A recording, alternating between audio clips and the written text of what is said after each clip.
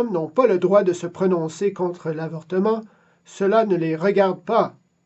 Corrigez-moi si j'ai tort, mais je croyais que la réflexion se faisait avec l'intellect et non avec l'organe génital. On ne réfléchit pas avec les testicules, sauf pour quelques tristes exceptions, et on ne réfléchit pas plus avec les ovaires, sauf pour ceux et celles qui ont voté Justin Trudeau. Puisque les hommes, tout comme les femmes, sont dotés d'un intellect, tous ont le droit de réfléchir sur la justice et le bien fondé de l'avortement. D'écarter quiconque du débat de l'avortement est une discrimination injuste. D'accord, ce sont les femmes qui tombent enceintes, mais les femmes ne sont pas les seules à subir les conséquences néfastes de l'avortement. Toute la société est touchée. 1. Par la dénatalité. Au Québec, il y a 30 000 avortements par année, l'équivalent en enfants d'une ville de la taille de Val-d'Or, fauchés annuellement. 2. Toute la société est touchée par la destruction de la famille. Combien de couples éclatent après un avortement? Combien de femmes subissent des pressions pour avorter? Combien de femmes souffrent après l'avortement, ce qui entraîne des conséquences pour elles et pour tout leur entourage? Et finalement, 3. Toute la société est touchée par la banalisation de l'injustice de tuer un être humain innocent. Quand une injustice est commise et reste impunie, cela corrompt toute la société. Comme l'a dit Martin Luther King, une injustice, où qu'elle soit, est une menace pour la justice partout.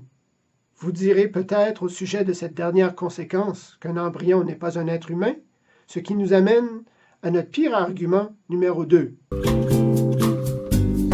L'embryon n'est qu'un amas de cellules. Les variantes à cet argument sont « si l'embryon est un être humain, se masturber est un génocide. L'embryon, au début, n'est que de la taille d'une crotte de nez, donc il a la valeur d'une crotte de nez. Si l'embryon n'était qu'un vulgaire amas de cellules, comme l'est par exemple une crotte de nez, ou s'il était l'équivalent d'un sperme ou d'un ovule, nous serions en droit de nous attendre à ce que l'implantation d'une crotte de nez, d'un sperme ou d'un ovule seul dans l'utérus ait comme résultat, au bout de 9 mois, la naissance d'un bébé de 7 livres. Ce qui n'est évidemment pas le cas. Et n'essayez pas ça à la maison. Ce qui montre que le zygote, la cellule formée par l'union d'un sperme et d'un ovule, est d'une nature totalement différente du sperme, de l'ovule ou de la crotte de nez. Cette nature est humaine.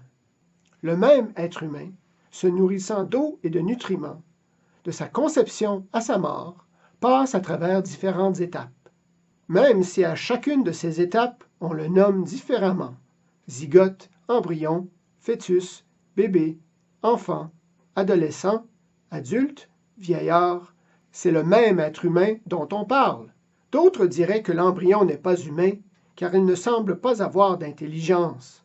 Mais les nourrissons, considérés humains, n'en ont pas plus. De plus, les personnes endormies ou dans le coma n'exercent pas leur intellect. Pourrions-nous les tuer à ce moment-là sans conséquence? En fait, l'embryon est tout comme une personne qui n'a besoin que de quelques mois pour sortir de son sommeil. Le tuer serait comme tuer une personne dans son sommeil, en espérant pouvoir s'en excuser en disant « mais il ne réfléchissait pas ».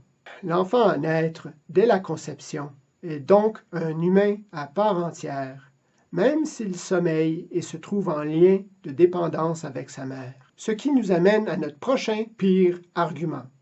3. Mon corps, mon choix. Voici une courte réponse visuelle à cet argument.